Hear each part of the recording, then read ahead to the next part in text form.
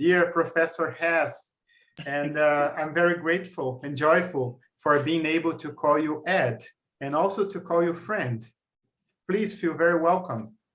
Well, thank you very much, and it's great being with all of you, and thank you for your kind words, Alex. And you know that the feelings are mutual,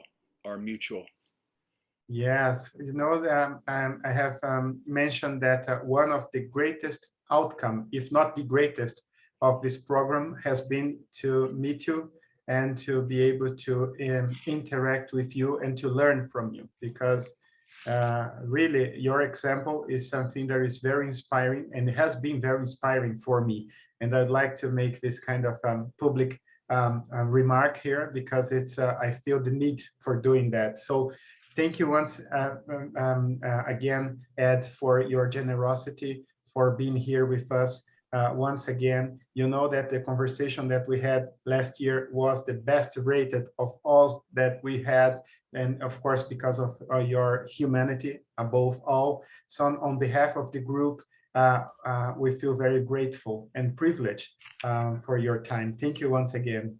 Well, thank you. I'm very humbled, and you set a high standard that I've got to try and meet to this time. And so, you know, the nerves have started just got to say, wow, the top one, do it again, Ed. No, we'll have a great conversation.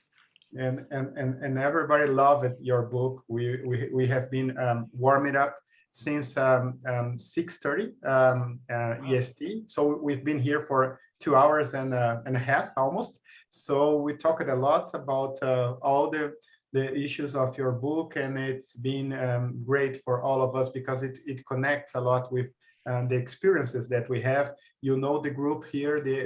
This is a group of senior leaders, board members, thought leaders of many of Brazil's leading companies. And so I'm going to kick off. Perhaps Angela would like to say hello to you as well. Yes, it's a great pleasure to see you again, Professor Ed. Thank you so much for being here with us. Oh, great being with you, Angela. Great being with you. Thank you. Yes. So I'm going to kick off this conversation with an initial question, and then we are going to open for questions from the audience, from the participants here, and everybody's curious. So Ed, I'm going to connect your book with another book that's for me it's been very interesting of reading, which is Maslow on Management. It's a book that was written almost 60 years ago, 1965. And it's a long question, but it's essential. I really would love to hear from you. So Maslow stated that the whole development of enlightened leadership depends on bosses being able to give up power over the people, to permitting them to be free, and in fact, enjoying the freedom of other people and the self-actualization of other people. And he says that the person best suited to be the leader is the psychologically healthier human being who takes pleasure in the growth of other people. But on the other hand, he says that obsessional neurotics have a compulsive need for control, for prediction, for structure, for law and order, for an agenda, for planning. It is as if these people were afraid of the fear and also mistrusted their ability to improvise in the face of an emergency. These are all fear and anxiety mechanisms. So do you agree with this diagnosis? Do you believe that good leadership and vice versa is to a large extent a natural outcome of the state of our psychological health? Yes, I agree with that. I get a little nervous, and I'm a big fan of Maslow. In fact, one of my psychology mentors when I was in undergraduate school trained under Abraham Maslow, and so it was instilled in me, and I respect his work greatly. I get a little nervous when we get to classifying leaders as obsessional neurotics. I'm in the, if you will, I'm in the leadership development business, and telling a leader you're neurotic is the pure, is the easiest way to have somebody basically get very defensive, protective, and the big ego just floats out. But Maslow's right. There's two types of leaders. And Douglas McGregor at MIT said something very similar, his theory X and his theory Y leadership. And theory X leaders believe that employees are inherently lazy. They're not very bright. They'll get away with as little as possible. They lack ambition. They resist change. If you're nice to them, they want you to be nicer. Employees are lucky to have a job. And so that type of mentality, theory X leaders, goes to the same point that Maslow is making. And it's probably, at least in the United States, easier for people to buy into a theory X leadership is not good than if you're not a good leader, you're neurotic. Theory Y leaders are the exact opposite. And this is what Maslow is saying. If you look at all of the research on high performance, all of the Gallup research that goes for years, the thing that's important in order to have a high performance organization is the emotional, if you will, interchange between managers and leaders and people. It's really, there's two fundamental principles which underlie all of success, whether you're in the business world, not in the business world. It underlies happiness, it underlies meaning, and it's that mastery of self and positive emotional state and positive emotional engagement with other human beings. So yes, leadership is a high percentage of leadership capability depends on your ability to basically excel at otherness, treating people with respect, caring about people, giving people opportunities to succeed, meeting self-determination theory, that they feel like they have some autonomy, they're respected. It's so, yeah, the whole game is basically underbed by psychology. And so you could say that great leaders are people that have done the personal psychological work to bring their best self to the table, and they continue to do that work. The worst leaders are the leaders that have the big egos, who know everything, and their way is the only way because that's the way they got to the top, and they're insecure, and they're not willing to basically get involved in emotions. I'll give you two quick examples. I used to one of the great entrepreneurs in this country was Herb Kelleher, the founder of Southwest Airlines. And I was with him one day in Dallas in his office, which is very interesting. He does not have a big windowed office. He has an office that was completely interior. All of the other executives had windows. So we were getting ready to leave, and he says, "Come, let's take a walk." And I said, "Herb, you don't need to do that. You got the car waiting for me to take me to your plane. Just no." He said, "Let's take a walk." And so we start, we go on floor 4 and we start walking, and people just there's cubicles, like as far as you could see. People start getting up, okay, coming up. "Hello, Herb, how are you?" And every person, and we walked through that floor and the next floor, every person he knew by their first name, and he asked them how a family member was by name. And men and women hugged him. Okay. I said, "Herb, I've never seen anything like this." And he says to me, "Ed, don't you get it? Southwest Airlines is the love airline. If you don't have love in the workplace," and he said, platonic love, I'm not talking about sex, boy, platonic love. Okay. Another example, the vice chairman of American Eagle Outfitters, I was doing work with them. We're in their corporate headquarters, and behind it is this giant industrial building. It's where all of the clothing that's manufactured outside the United States, all that's coming from, quote, the East Coast, comes into that thing. And so we're doing our thing, and he says, "I got to take an hour break." I said, "What do you mean you got to take an hour break? We're set to go until 12 o'clock, and you know that I needed 4 hours. He says, "Well, I'm taking an hour break. I do this every day I'm here. You can join me if you like." I said, "Fine." So we go out there into this huge industrial thing, and it's just clothing in boxes and women and men unpacking, stacking, and filling orders. He starts going down a lane, and he starts calling each person by their first name and asking them by a child. And he does this for an hour. And I says, my God, I've never seen anything like this. And he looked at me and he said, he's vice chairman of the firm, making more money than he needed to make. And then I looked at him and he says to me, it's the most important thing I do. The most important thing I do.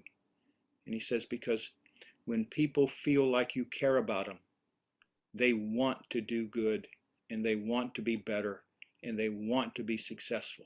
And my job is to help people do that. And so my experience is that Maslow, McGregor, there's other leaders in the United States that have embraced this philosophy, but at least in the United States, it's a very small minority of leaders that do it. But I agree with you.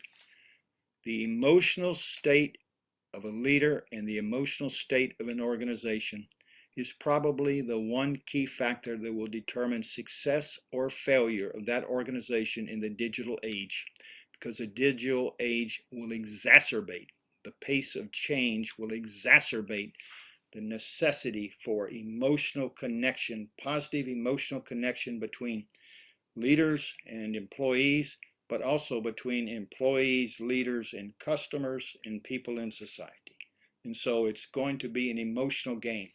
And with all due respect to all of us people of the male persuasion, okay, we don't do this as well, generally speaking, as generally speaking women do. Okay, now there's women that need emotional improvement, and there's men that don't. But the fact is that we've been, at least in the United States, raised on this, macho type of thing. You got to be strong, you got to be good, and strong people, they don't cry. Strong people don't share their fears, or they're not, you don't tell people you don't know. Okay, we got to bust through all of that, and the people that are doing that are going to excel at a level that is going to basically blow their minds and enlarge their hearts. Wow, wow. Actually, we have been trying to emulate the US, Ed. So it's totally applicable to our reality as well. I didn't know that you have met Herb Kelleher in person. He was a legend. It's a beautiful example of leadership. So wow, and caring, just caring about the people that is surrounding you. So it's beautiful, beautiful. This is Angela. This is a perfect example of how to put people first. You have to put this as a priority and not as it's not a to-do list, but it's something that is really important. What you just said, Professor Ed, is so deep and so touching that it's even difficult to be put together to make a question. But I loved what you said about the platonic love, that what Kelleher said, and what you have just raised the difference between how we expect, how society expect, and of women to behave, and how society expects men to behave. And we react on that expectations. So we have descriptive and we have prescriptive stereotypes, and we react about how society put this for us. So in the sense, we could develop even more our humanity in companies if we explore more this, and if we put more women, and also if we allow men to be themselves, and with all the flaws that we have as human beings. And I would my question is, there's a quote of Frédéric Laloux, the author of Transforming Organizations, and he says that the level of consciousness of an organization cannot exceed the level of consciousness of its leader. Yes. And I would like to ask you about your own path to your own development of deepening your consciousness. Because some leaders, we know that some leaders, they got a disease, or they got some family issues, or they passed through some events by pain or by love, that they changed it, and they got an epiphany moment, and that changed their vision and their behavior. And I would like to ask you about your own process of gaining consciousness. That's a very good question, and everybody will, I'll ask permission to speak freely, because my story, I've been very fortunate in my life, but my story has had a couple of major events which basically required me to become more human. And so let me just give you a background. I grew up in a very small town in rural Georgia, which is a state. My father was an immigrant, a survivor of the Holocaust. My mother was from Massachusetts, so you had a Yankee and a foreigner in a small southern town. It was not a good situation, and our life, my life, changed dramatically when the football coach, football is king in the South United States, in Georgia. He called me up, and I was going into the 8th grade. It was 8 through 12, and he says, "I want you to come to my house at 7:30 every morning, and I want you to ride to school with me." I says, "Okay, coach." And he says, "Also, I want you to be an athletic trainer. I'm going to teach you how to tape ankles and take care of the team." I said, "Okay, coach." So basically, for 5 years, I ride to school with the person that is the little g God of that world. And all of a sudden, this is a man put his hand on my head and said, "Take care of this boy and his family." And our life changed. And that led me to a situation of understanding that people can change your lives, but also there are ways that you can be which help you be better. And so I went off into the world, and I was very, very successful. I was, and I'm not bragging, I'm sharing, because I was also a big failure. I was very, very successful in that I got stuff done. I took care of my people.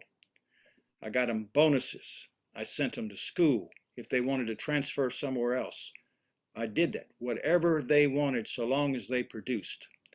But I didn't know one thing about them. I didn't have time for chit-chat. I had to get stuff done. Done. So I was a machine. I was a work machine. I took care of my people, all of that stuff, but I didn't know them. I didn't have an emotional relationship with anybody that worked for me. Anybody. And that went on for 13 years. And I still go up the ladder. But I'd forgotten something. I came down to breakfast one morning, and my wife, who's very, very successful in her own career, said, "We need to have a talk." I says, "Oh, okay, yeah, what do you want to talk about?" She says, "You're never here. Even when you're physically here, you're never here. You're not emotionally available to me or to our daughter. This is not working. We have to talk." And this is the very embarrassing part. I actually said this. I looked at her and says, "I hear you. It is very important, but I have a very important meeting I need to get to. I need to leave. Can we talk about it tonight?" And I left. All right. I got home that night, and there was a letter on the breakfast table note saying, "We've moved out. We'll talk, but you need to change." And holy mackerel, I mean, that just was like so devastating. So I reached out to people I trusted and I said, who's the best counselor or coach for an executive? So they say, go to this person. And this lovely little woman, she was tiny. She had to basically had to have a stool to get into the chair. She was a psychologist from Columbia University. And she basically, I spent a year working with her, learning how to basically access my emotions, manage my emotions, be emotional, connect emotionally with people. And it was the beginning of a transition. And the amazing thing, not only did it help my home life, but basically once I started caring about my people and asking them questions and showing that I cared about them as a human being, just not part of my machine, the work product, the innovation goes off the charts. Off the charts. It's like, you know, my wife basically lifted up my, top of my head off to basically let new stuff go in. My behavior changed. And so it was like just amazing as to how important it was to people for me to basically say, how's the family? Yeah. How can I help you? Okay. How can I help you get to where you want to be? All right. What am I doing that's getting in your way? And those types of things and so it was a life experience. It was a change for me that basically got me back into the psychology space where I really loved and where I was doing my doctoral work. And so it's basically, my main goal in life, because I respected my father so much for what he did and how he lived. I wanted him to be proud of me and I wanted to be successful. And that drive basically, and I was never never a mean boss or anything, but I was just so focused on making him happy that I forgot about I can help a lot of other people be happy. And what happens? It's sort of like geometric. Does any of that make sense? It's brilliant. I think I'm extremely grateful for you, Professor Ed, to share your story with us and with this, with all the vulnerability that it involves, and it touches a lot. I think it's, I have no words, just thank you. I'm very grateful. Thank you. Our silence here means that you touched us very deeply, so it's very difficult to express something. Can I add one thing? That wasn't the end of my journey. I think that, because I want to be open with people, I think the next step that I took on personally, the next step was really when I really deeply studied the Eastern and Western philosophies about what is a meaningful life. And it was so consistent because it didn't matter whether you were coming from India or you were coming from Greece or wherever, it was basically the same story. And the other life changer for me was meditation, taking up meditation. And that opened up a whole nother avenue of personal development that I was basically blind to.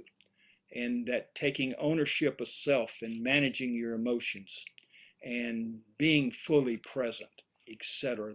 Everybody knows, all right? That, and then figuring out how to behaviorally behave that way daily. And that was challenging because my first time into meditation, I got frustrated and I quit, all right? Then I had a good friend who teaches meditation, and she says, give it one more try. Try this and this.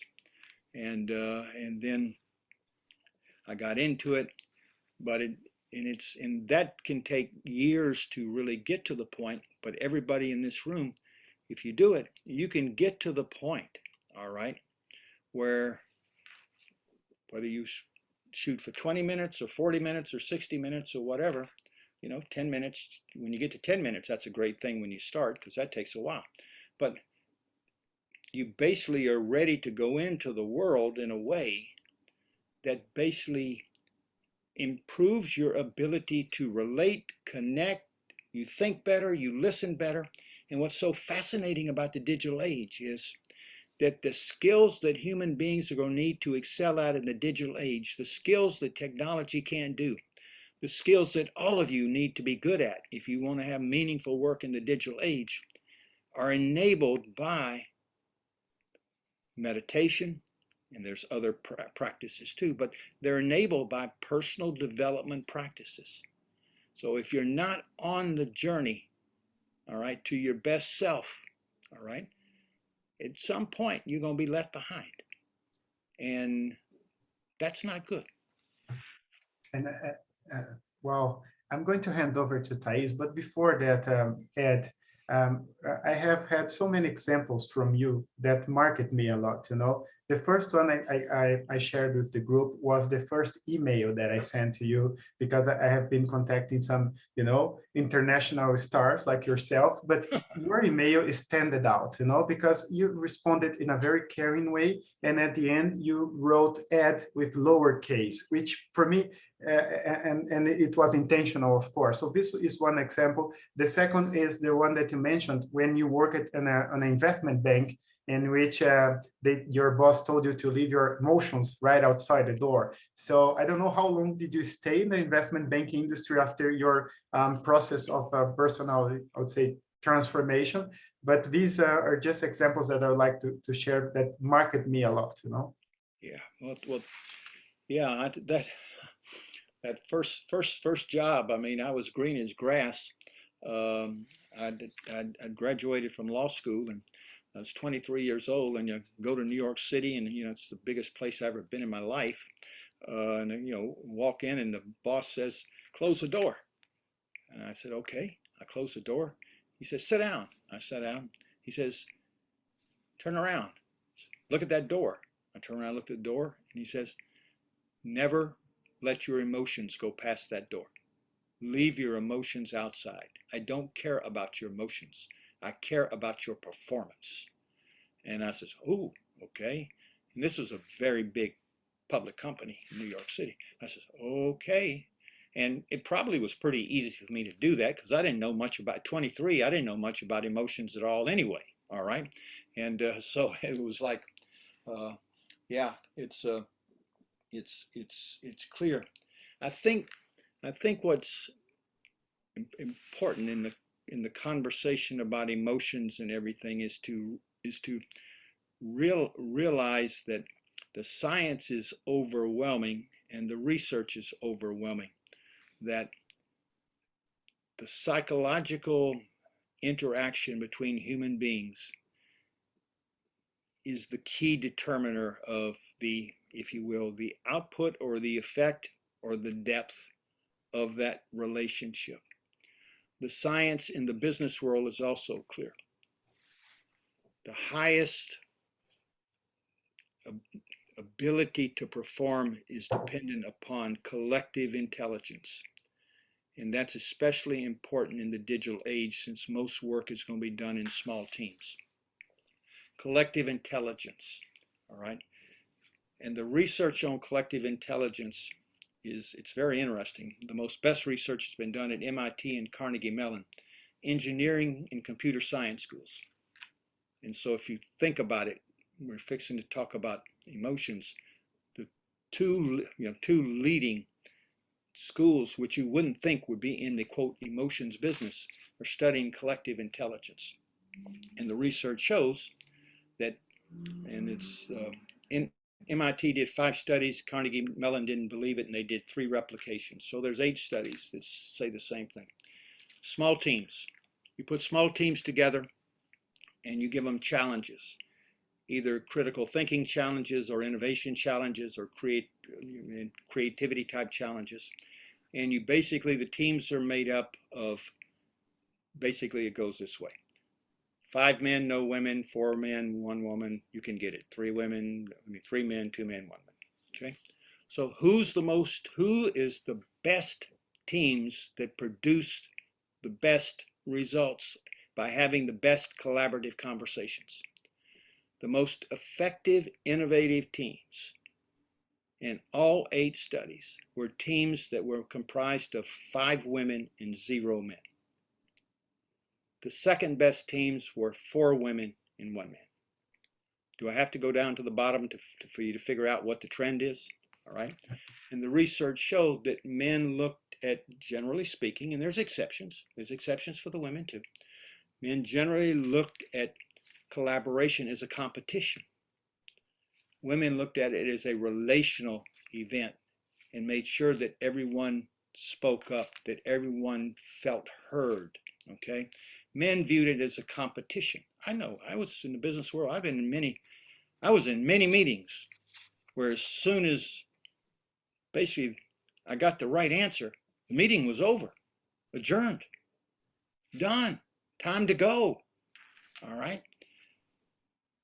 Women make sure that everybody is heard and that people leave the meetings in a good place psychologically, if you will, that they feel like they were listened to and cared about.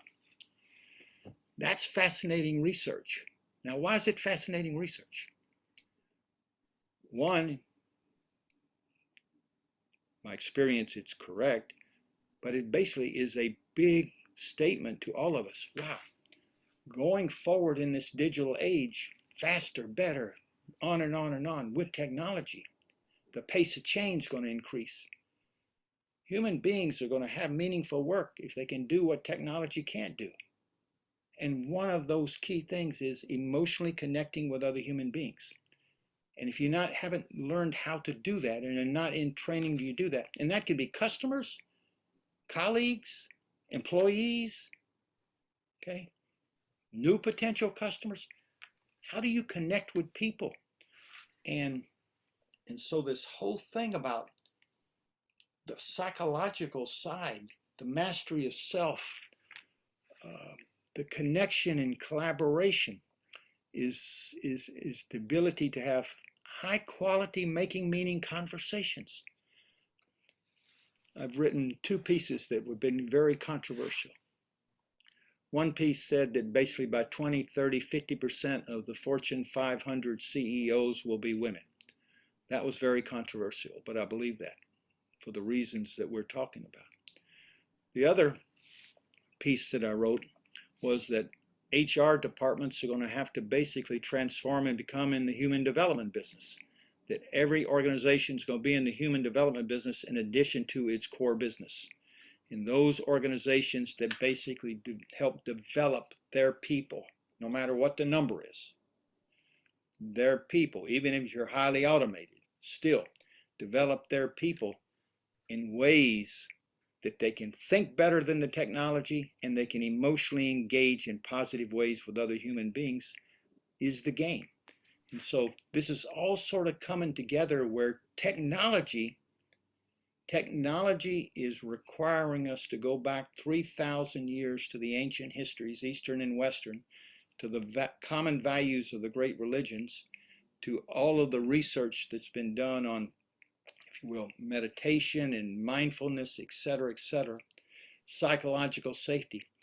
It's all now basically being pushed together in saying this is the pathway to excellence in the digital age. And the answers on the self-development part are 2,500 to 3,000 years old. Fantastic. Thais, our psychiatrist, Ed. I would like just to ask you all if you want to stay with your video cameras on, because I wanted to take a picture of us all together. Can we? So let's count. 1, 2, 3. Let's see. Please, Thais. This is a smiley group. That's good. That's good. That sends a message. Smiles are so important because smiles, as you all know, generate certain chemicals in our body which open us up. Oxytocin, okay? The magical chemical. And it's amazing. And you can try it sometime. Say sometime during the day, or you wake up and something comes in and you get a little stressed about it, whatever it is, work, home, whatever, insecurity, we all have them, everything. Just sit back and smile, and you can't see yourself, but just smile at yourself. Take a deep breath and smile. And you do that two or three times, you know, at home before you go to work, at the office when you're at the desk, you know, 2 or 3 times, you will feel the difference inside of yourself. You will feel a positive bend. Oh, okay, you'll come down. I mean, smiles are magical. Smiles are magical. Thais. Other questions? Muted, it's muted. It's muted, Thais. Oh, yes, sorry. Hi, my name is Thais. I have a little different background from the others here because I'm a psychiatrist and I work mostly with children.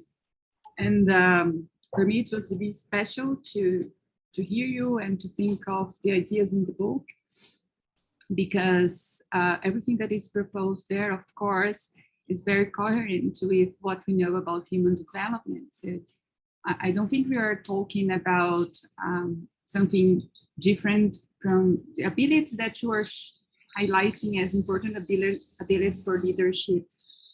Just the normal abilities that we as human beings have to develop in order to be more evolved. So when you look at children and you try to understand the events that are occurring during development, you can clearly see that children are first selfish for them being social. And that's basically because it demands you a more complex cognitive and emotional skills in order to be pro-social than to be selfish. So I think basically we are just confirming something that is we should choose leaders who are more evolved human beings, more developed, I think. And so it was really great to hear. Yeah. And I was thinking of something. When you say that just the minority of leaderships that you ever met were evolved in the sense that you are saying is that would be ideal, I was thinking, when I look at the society in general, I have the feeling, and I want to know if this is just a guess that is mistaken, I hope it is, or if you do agree that it happens. I feel like leaderships, they are in general less developed than the mean human being. What I mean to say, if you look at the society in general, people would have more emotional skills and even social skills than most. I'm sorry, I'm São Paulo. So this is my routine. This is nice. So I have the impression that most leaderships are less developed emotionally and socially than most people I ever met in general. And I was thinking, what happens that we kind of select people who are less skilled in this sense for this position? Is this a coincidence? And one of the things that occurred to me was that, and now I have the hope that technology will save us, but it's basically this. When you evaluate children in terms of their cognitive profile and emotional skills, you can clearly see that those children who are kind of gifted in cognitive terms, that has this amazing memory capacity and who can read many books and know all of them by heart, for example, they have some over skills in some cognitive domains, but it's like the brain has just a certain limited number of neurons, and if you are using just too much neurons for something, there will lack neurons for other areas. So regularly those kids, they are less developed in terms of emotional regulation, which is a classical executive functions, which may happen to them, and also social skills. So they are those type of people who knows everything, and this is fascinating. This is really great. But sometimes they can be a little awkward. They can have difficulty in empathizing with people. They have problems dealing with frustration and so on. And I see a lot of adults in pretty good positions in companies who have this profile. And I believe that maybe it's because so far we need to have a lot of information in order to control an industry or to deal with just too much information as we have today in these positions of leadership. But as I was reading your book, I was thinking, as the technology evolves, maybe we will allow people who have different profiles and who are not that skilled in cognitive terms and who may have better social skills to be in those positions. So my question for you is, first, do you believe that mean leaderships are less developed than the regular human being we currently see in daily life? And in this case, what do you think that happens if this hypothesis that I'm making makes some sense to you or not?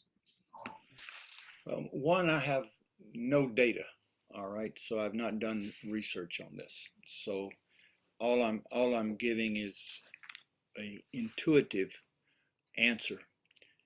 I think you have to factor in country cultures, because countries have different cultures. And so I'll take the United States. Our culture is basically very survival of the fittest oriented. It is not a culture like the Nordic countries have. It's not a culture that, if you will, that a Buddhist philosopher would be comfortable in.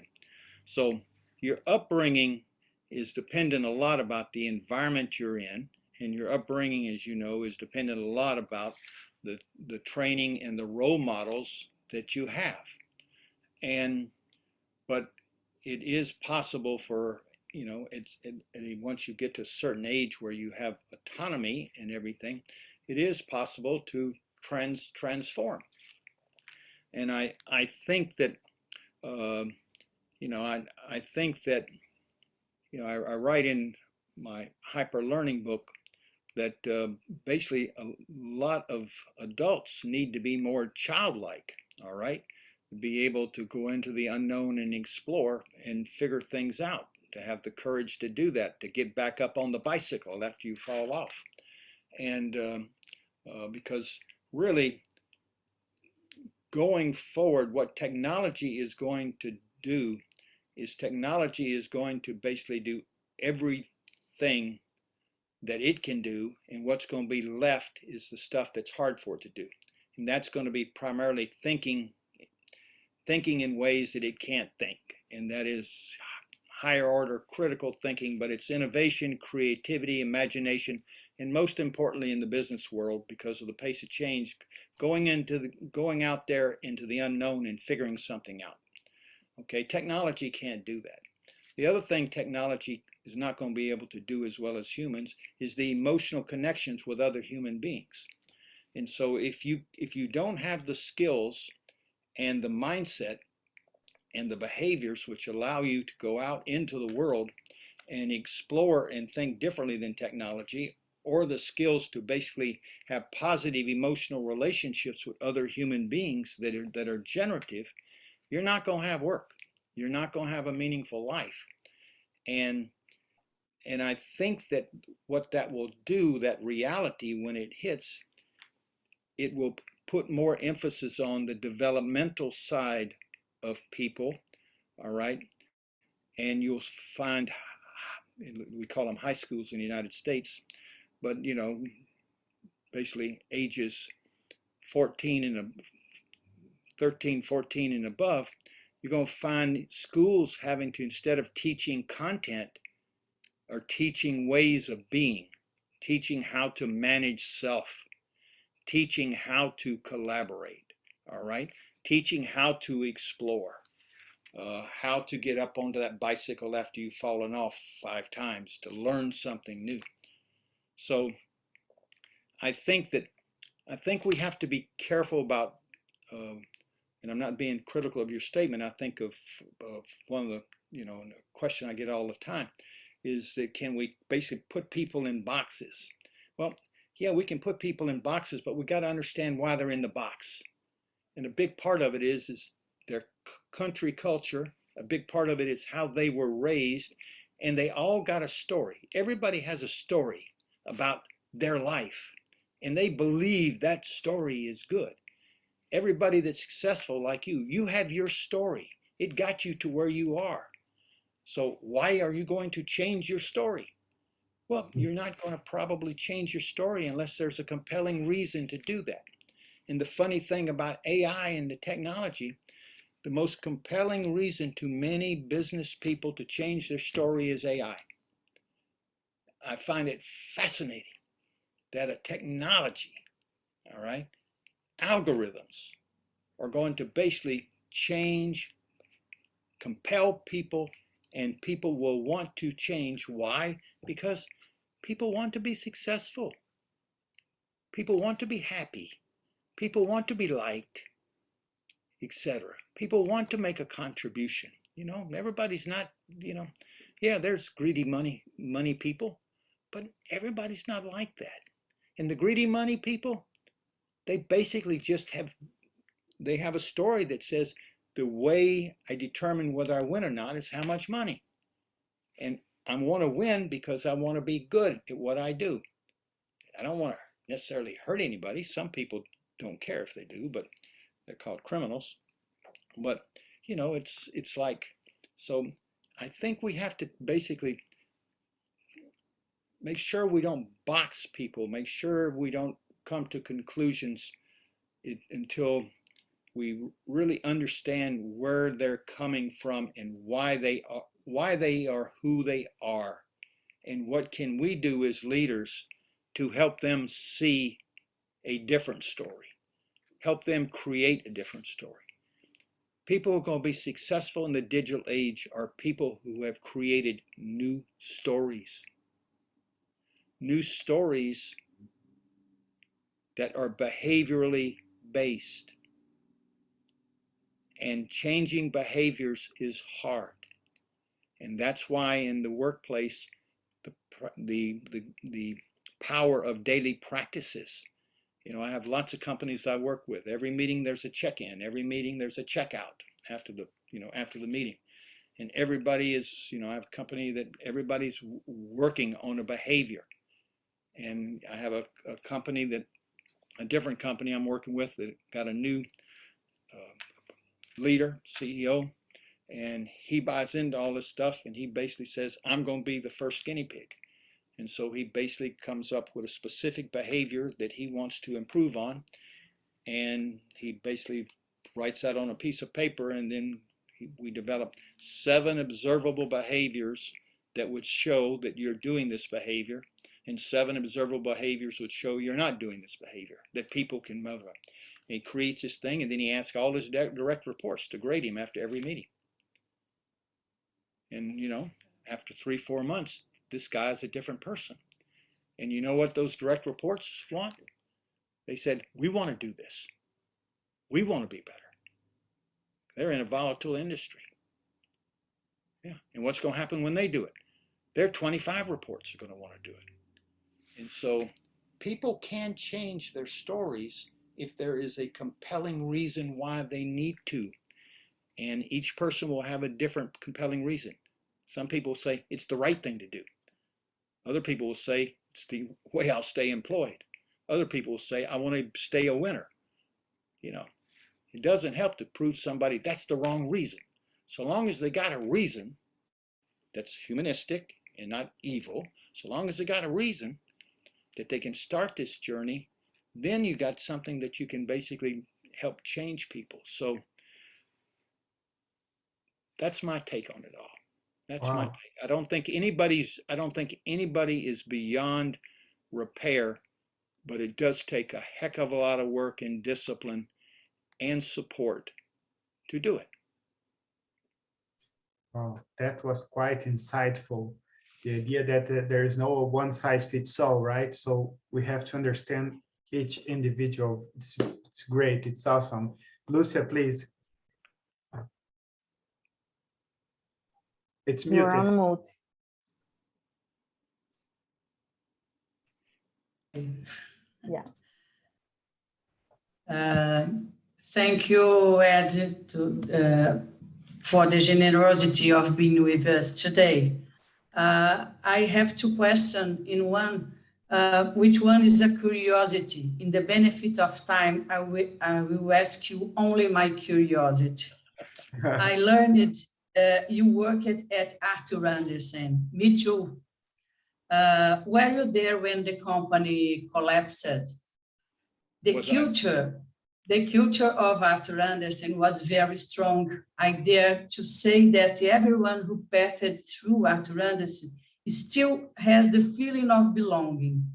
But there we didn't have a humble culture. Has Arthur Andersen had any influence on your behavioral transformation? Yes, I was with Arthur Andersen. Yes, I was there when it went under.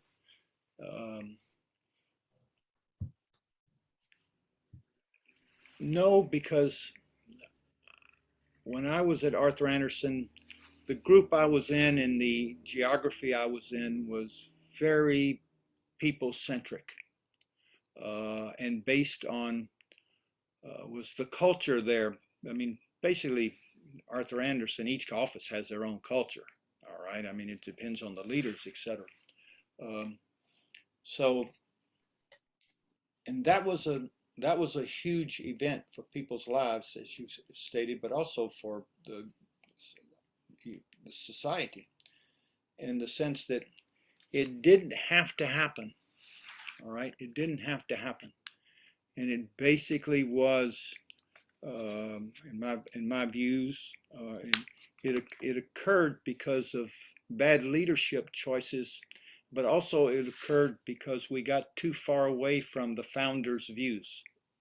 All right, and it occurred where basically we had leadership, primary leadership that was non-U.S. based, that didn't come from the culture that from the founding of the firm, and they made judgments and etc. Because it did not have to happen. All right, and even after it started, it did not have to happen. And ego and arrogance is what took it down. And so what did I learn from there? I'm not sure I learned everything, because I was an advocate against certain things that were going on, trying to prevent it. And so I was, but it's a perfect example of how hard it is to sustain great organizations. But the choice of leadership is so important. And that if the leadership has come up with the values that you want to, and that's why the shelf life of companies is shorter and shorter. And it's predicted that the average public company going forward, if it and this is because of technology, but it's also because of the inability to adapt, the inability to be open-minded, the inability to have humility. Okay. Humility is a skill that helps you be adaptable. You're more open, because in changing times and volatile times, you got to sit back and say, wait a minute, what am I missing? What are we doing wrong here? What should we be doing that we're not doing? And that's where leadership comes into. Very, very, very sad situation. Sorry. Ed, I have a question related to two issues that maybe are two obstacles, two barriers for change, both at the organizational level and at the personal level. And these issues are executive turnover and incentive systems. So executive turnover, it has increased significantly in the past decades. So of course, there is a lot of variation across industries and countries, but the average tenure of CEOs nowadays revolves around 4 to 5 years. So what is the incentive for a business leader with such an expected short tenure to carry out a structural change, both in in his or her organization, as well as on him or herself, whose results the bulk of the results at least will yield over the longer term. And connected to this, there is the issue of incentive systems. So what we see nowadays in most companies is a huge pay differential between hierarchical levels, and also an emphasis on individual bonuses, not on collective bonuses. So are these obstacles to dismantle bureaucracy, to have more people-centric, humanized organizations, and to change the status quo? Let's start with incentives, because that's the easiest one. In my work in helping transform companies, almost not 100%, but a large percentage of the companies bought into, because I advocated it, that we're talking about behavior change. We're talking about new daily practices in the workplace. We're talking about grading each other's behaviors after meetings, all right? We're talking about giving feedback to leaders, etc. So that because change comes about or is evidenced by behaviors. So I'm really big on behaviors. Like, everybody believes, we need to be psychologically safe. And some people believe, a lot of people, we got a psychologically safe organization. Well, how do you operationalize psychological safety? How does a leader that enables psychological safety behave? What behaviors would say this organization is psychologically a safe place? And what behaviors would say it's not? Why behaviors? Because behaviors can be changed, they can be measured, and they can be incentivized. Definitely more than 50% of the groups I work with, I finally had to say to the CEO, you're not going to basically get this done after we tried it a little bit. You're not going to get this done unless you take 15 to 20% of your leader's variable compensation and tag it totally to the achievement of behavioral improvement, personally and their groups. And the number needs to be about, my experience is that 5% doesn't work, 10% doesn't work. 15 to 20 is sort of magical. If you want to go higher, it's even better. But no one wants to go higher. 15 to 20% of your compensation is dependent upon you creating this new way of us working, this new way of collaborating, this new way of innovating, this new way. So incentives do help, all right? CEO turnover, CEO turnover comes into play that if somebody knows that the likelihood they're only going to be there 4 or 5 years, why should they try to basically put in, a model like we're talking about? One, it will take up a lot of time, and two, what if it doesn't work, etc. And you hope that we get to the point in the business world where an organization, say a company wants to be a digital age success, and the ways to be that, all right, unless you're totally just in the algorithm business, okay, the ways to be that are to become, there's a humanistic part. There's a part there vis-a-vis the customers. There's a part there vis-a-vis employees. And so you hope that if people buy into the story, what does success look like? Well, we got to have a new way of working. Command and control doesn't work. We got to have a new leadership model. It's going to be team-based, et cetera, et cetera. People need these skills.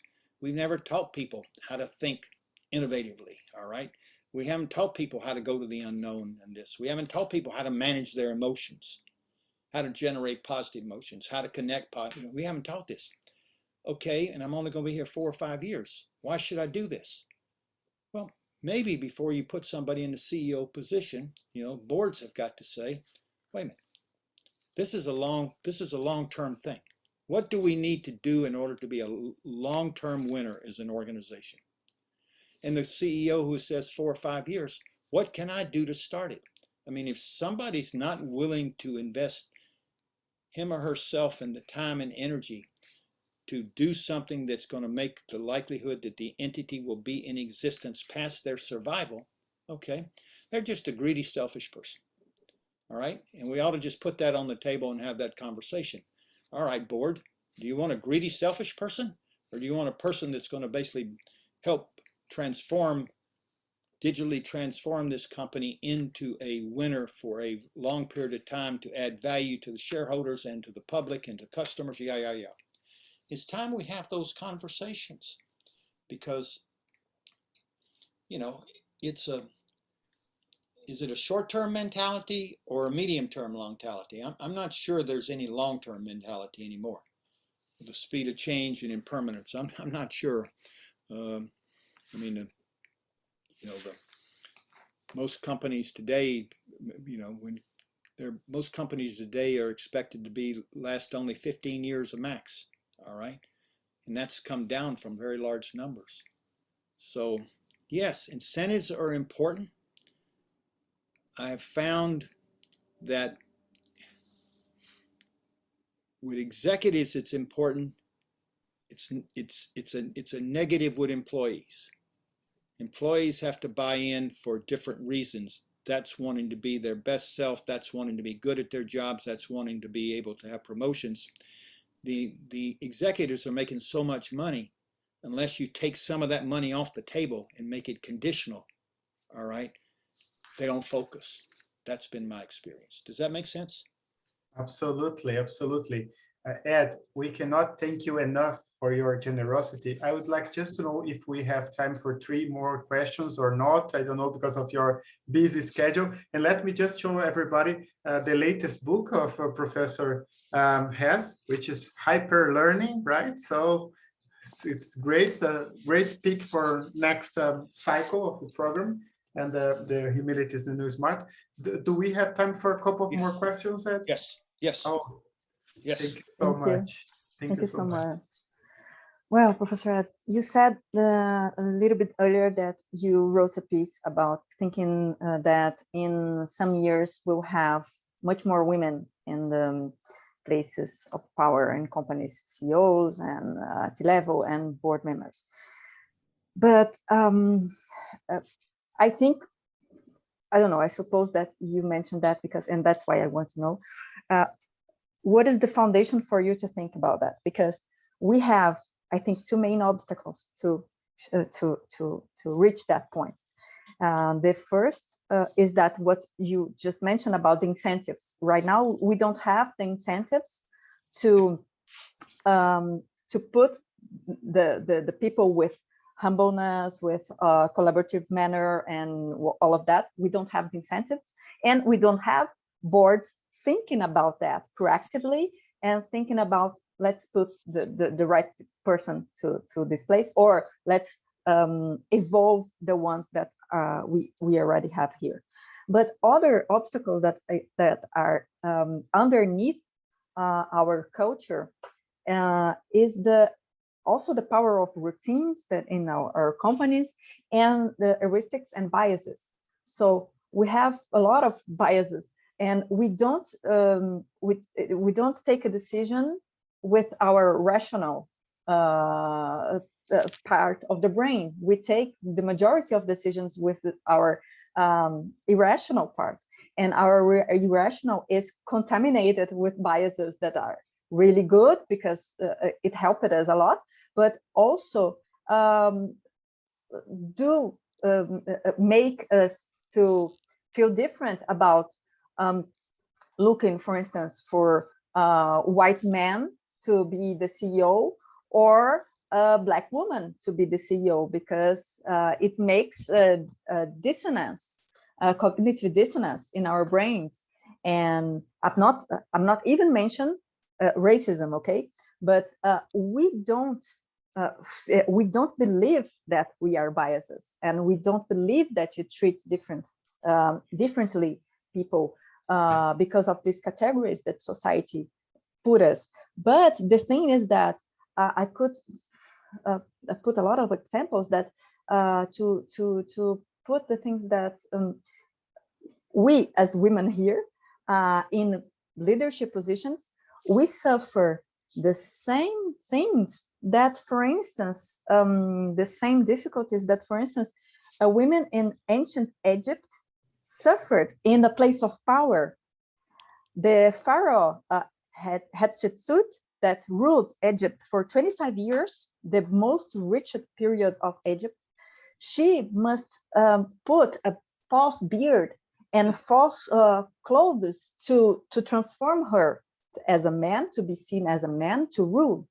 And right now, when I interview some colleagues of mine, some C-level women, they confess to me, wow, 10 years ago, 15 years ago, I was put in a male perfume to go to a board meeting.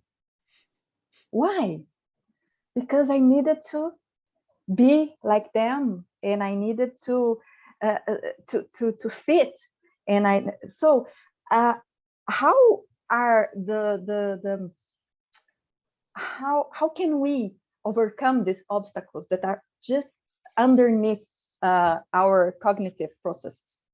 Yeah, and everything that you mentioned is real, all right? And it's hard. And so I think what you're asking me is Ed, how in the world could you say something as crazy as that, within this decade, 50% of the CEOs are going to be women, when there's this reality? And my basis for that prediction, all right, my basis for that prediction is not that men are going to wake up and see the light. It's going to be the actual results in companies that are very humanistic, or more humanistic than others, that the shakeout over the next 10 years as to what companies survive and what do not survive. And you have to understand, over the next 10 years, the best scientists, including Danny Kahneman, a Nobel laureate, almost all the cognitive scientists agree on this, that by 2030 there will be no human thinking tasks that technology can't do better. No task, all right, by 2030. Well, that's coming. So what's the human component in, we'll call, doing business? It's going to be the emotional component and the unknown component. The science of collective intelligence from MIT and Carnegie Mellon and other places clearly shows women are better at this now than men. So I believe that it's not necessarily going to be generosity of heart. It's not necessarily going to be equity. It's going to be survival mode, so to speak, in the sense that, wow, okay, this company's really doing this stuff. What's going on there? Well, they got a lot of women working in that area. Or wow, our best teams are teams that are made up predominantly of women. Wow, what do we need to do to be successful, etc.? I think that it's the science underlying learning and the speed of learning and the adaptability is going to basically will override at some point those biases. and that companies will basically be compelled to do it to survive. I don't think it's we're doing this because it's the right thing or it's the nice thing. I don't think that there's, there are not many companies that operate that way. They're going to do it because we need to do this. The challenge is, and I do a lot of work with HR people. The challenge is that the human development side that we're talking about really is different than the general HR side, which most companies on the accountability and the measurement and the managing the salaries and managing reviews, etc. Unfortunately, in my experience, it's just my experience, I'd say more than 50% of the women that are chief HRO officers got there because they tried to emulate men and how men behave. And it's the hardest for them when I work with it. It's the hardest for them to give up. It's sort of like that old song, Dance with the One That Brung You. I got to be CHRO by these behaviors and this mentality, and you're telling me I need to change this way, over my dead body, okay, unless you're willing to guarantee me so much millions of dollars when I get fired, all right? It's not going to happen. And so you got this situation where what you may, since it's predicted the shelf life of companies are going to be shorter and shorter. The people are going to have so many different jobs during their career, including everybody I can see on the screen. All of you are very young, all right? You're going to have multiple jobs fast. You're going to have to be adaptable, etc. So all of that possibly will create an environment where somebody will say, who's winning, who's losing? Why are they winning? What's going on there? Some things here are different. The science says this. Maybe we need to try this out. Let's do a trial. Let's take this subsidiary and we're going to transform it. All right? See how that works. We're going to change the entire role of HR. We're going to get into human development business. We're going to basically train our people so they can add value to the technology faster and better than our competition. So that's sort of the story in my mind. Everything's about stories. Okay, we all got our stories of our life now. When you write books like I write, what are you doing? You're telling a story, a possible story of what may be. There's no guarantee, but I think that everything you say is correct. And I think that at some point, I think the other thing that, at least in the United States, that is going to basically push the story is the geopolitical situation. Okay, the role of China in the technology age primarily. All right, I think that the AI race and the role of China and the Silk Road project of China will propel the United States government to propel organizations that are US based to basically take it to a different level, all right, vis-a-vis what we do in our organizations in order to be able to stay competitive in the digital age. So I think there's outside factors that I'm relying on. Make sense? Absolutely. Wow. So João and Miguel, and we conclude. João, Yes. please. Thank you so much, Professor Weather. My curiosity is regarding, we are talking about incentives to executives regarding the not to be that much more human. But I haven't seen that the recruitment process remained the same. So this is a starting point in getting that company. And do you see any evolution of recruitment process? Because as I see for the other companies, they remain recruitment basically on hard skill, not soft skill, not even human skill. So that's my concern, that we are keeping evaluate people regarding their curriculum, not their life experience. So do you see any evolution on that we can at least believe that in the near future, we're going to have better leaders, more humanity, all these kind of things? Well, and Ed, João is in Mexico and Miguel in Portugal. So we have a very broad audience here, scattered. Good. Yeah, good. Good. the types of companies that have basically been on the leading edge in the United States of, we'll call it, new age recruiting practices, all right, are primarily certain of the big technology companies, okay? Google, Apple, Microsoft now under the new leader. And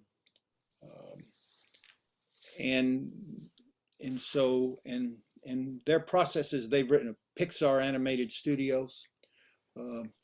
They've been on sort of the leading edge on this.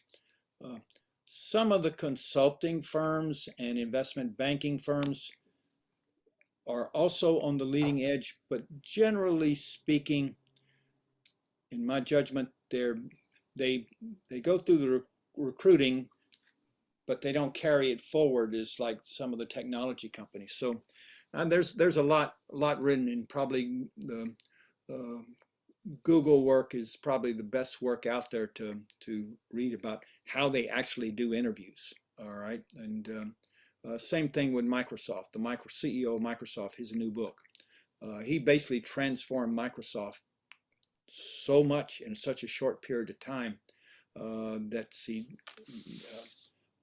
to make it a much more humanistic company. So I think there's examples out there. There's examples historically. All right. You read books by great leaders.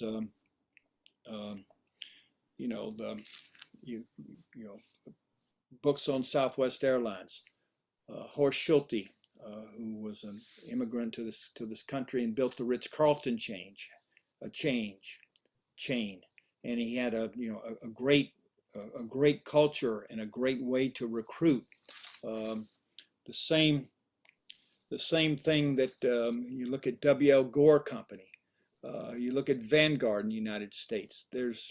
You go John Hennessy, who was an engineer who basically helped start Silicon Valley, became the Dean of Engineering at Stanford, the president of Stanford University, and then the founder of lots of technology companies. His book on leadership, all right? Chapter 1 of the book is humility, the basis for effective leadership. And he talks about everything we're talking about, including the recruiting stuff. So I think there's stuff out there as to how to do it. And it's not, it's different, but it's not rocket science. All right, it's not rocket science. It's the opening oneself up to the reality of the science of us. The science of us is not a pretty picture. All right, we all think we're all so smart. No, we're basically confirmation seeking people. We seek confirmation of what we believe, affirmation of our ego, and cohesiveness of our mental models. The real hard thing to change is to get people to understand that we basically are not good learners. We're good confirmers. To understand our wiring and rewiring ourselves. Once you understand that, it's easy then to figure out what processes to use in interviewing. It's basically a lot of questions, tell me about the most difficult experience you've ever had in work, okay? Tell me an experience where you failed, really greatly failed.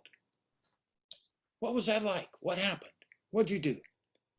It all comes down to the questions you ask, and making up those questions and figuring them out. It's not rocket science, but it takes a different mental model and a different mentality. Does that make sense? Yes. Yeah. That's good. Thank you. Yeah. So Miguel, last but not least. Thank you. And thank you very much for your time, and congratulations for your work. Also, we're grateful for your inspirational talk. As Alexander mentioned, I'm an expat. I was an expat from a European company, and I worked in Brazil for a long time. And I had a very transformational experience with some similarities with the one that you've described yourself. So it was in Brazil where I learned to meditate. It was in Brazil where I had the chance to learn about Eastern philosophies. So Brazil is really a country that challenges us, and it's an open a culture, a company, a country with an open culture with the tremendous stimulus for executives, and I think it's really a privilege to have worked in Brazil. The point is, and I had a very intense transformation process of a culture within my company, but I felt that the contact with my shareholder and the contact with the Wall Street and with investors was never focused on let's say a human-driven or culture-driven strategy. So figures were always ahead of culture, and I had kind of hide what I was doing in Brazil, because I knew that if I share that with my shareholders and if I share that with the investors in Wall Street, I would be let's say seen with prejudice. So for me, the first question is, how can we overcome this limitation? We know that working on the human variable, on emotions, and on treating people with respect, on driving a company, on an organization with people centricity, we know that that's what works. But for investors and for Wall Street and for the city in London, that reality has not come yet as so evident as you are presenting to us.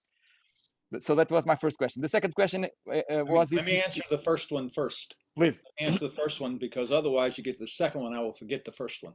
All right. Good. Thank you. First one. I know Wall Street very, very well. All right. So my first recommendation is, you're not going to change Wall Street. All right. They don't really care about everything we're talking about here. All they care about is results. All right. And you will deliver better results because of the process which you put in place. Telling them that makes you a differentiator, all they care about is the results. And so it's a waste of energy at this stage, all right, for, they have a myopic, maniacal, you have to understand, I was on Wall Street and worked on Wall Street when the whole thing about quarterly earnings was created, all right? Quarterly earnings, there is no science behind it. There is no science behind it, all right? It was created for a purpose, and the purpose was, we knew that it could not be attained. It's not possible. Therefore, we can create products that can create earnings that we can sell to customers. And the background of quarterly earnings in this whole thing on Wall Street was to generate more revenue for Wall Street by selling, if you will, products, engineering products, financial engineering products that generate earnings, all right, so that you can grow quarterly. So the whole game is skewed there. Just you do your best, but I wouldn't waste my breath trying to convince a Wall Street advisor, etc., on the fact that you're doing good for your people, good for your company, good for your culture, good for your society, It's a waste of breath. Okay, that's what I did, but it's kind of frustrating. But that's what I did. It's frustrating. They're playing a different game. Yeah. There's no way you can change their game because it's bigger than the people you're talking to. Exactly. It's bigger than the people. I've been writing about this quarterly earnings stuff and everything for years. All right. And I've been talking with the multi-billionaires in the investment banking field and everything. And, I got, nobody's physically hit me or anything, but I have more emotional and mental bruises that it's like, if anything, it's getting worse, not better. the other question, if I may, is if you could share with us the kind of stimulus that you had in your life to learn about Eastern and Western philosophies and to learn how to meditate. How come in the US, which we know it's a country where pragmatism is more important than emotional management? How come you came across with that, and what kind of recommendations could you give us also to have the same kind of experiences? Yeah, well, I guess the one, if you were to ask me, gee whiz, you're an old. It's muted, Ed. Sorry, it became muted.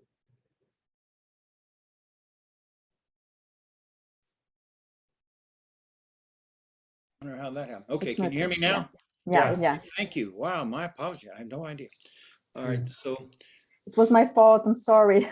Oh, no, it's okay. It's okay. In answering that question, the one thing that if you ask me a question, you're an interesting guy and all of this. If you had to choose one behavior or one thing about you that you think has helped you get to where you are, what would it be? And I've thought about that over time, and I'm curious. And so I've always been an explorer. I mean, I've never fit in. I mean, I was a senior partner in Wall Street, all right?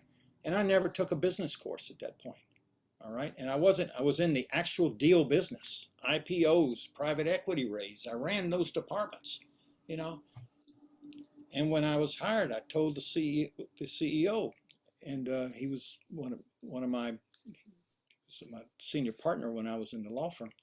I said, I don't know how to do an IRR. He says, I know that, but you'll know by the weekend, right? And so I'm curious, and so I got very curious about the Eastern philosophies and everything, and because of what I'd heard, what I read, and the deeper I got into that, then I got into the Western philosophies, and the overlap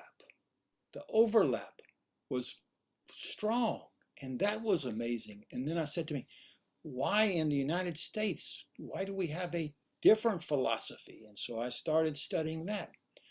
And so the answer to it is, I got enamored and personally challenged about, wow,